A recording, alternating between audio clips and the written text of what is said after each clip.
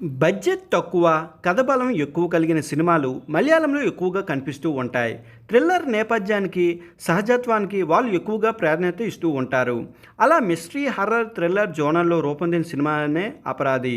కేవలం 3 పాత్రలలో రూపొందించిన ఈ సినిమా ఒక ప్రయోగమనే చెప్పాలి. ఒక నిర్జన ప్రదేశం ఇల్లు, ఆ ఇంటికి తన లవర్ను తీసుకొచ్చిన అలెక్సు, ఆ ఇంట్లో దూరిన ఉన్ని అనే ఒక దొంగ, ఆల్రెడీ ఆ ఇంట్లో ఉన్న ఒక శవం, హంతకుడు ఉన్ని అలెక్ట్నా అనేది అర్చన డౌట్. హత్యలు చేసింది తాను కాదంటే తాను కాదంటూ ఒకరిపై ఒకరు వాళ్ళందరూ ఆరోపణలు చేసుకుంటూ ఉంటారు. అర్చన అయోమయంలో నెట్టిస్తూ ఉంటారు.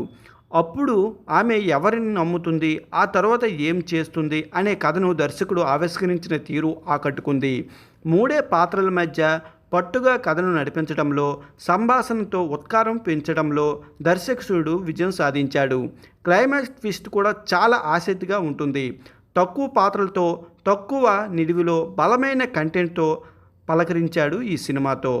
కథ, స్క్రీన్ ప్లే ఈ సినిమాకి ప్రధానమైన బలమని చెప్పాలి. 90% సినిమా ఒకే ఇంట్లో జరుగుతుంది. ఫోటోగ్రఫీ పరంగా చేయవలసిందేమీ కనిపించదు.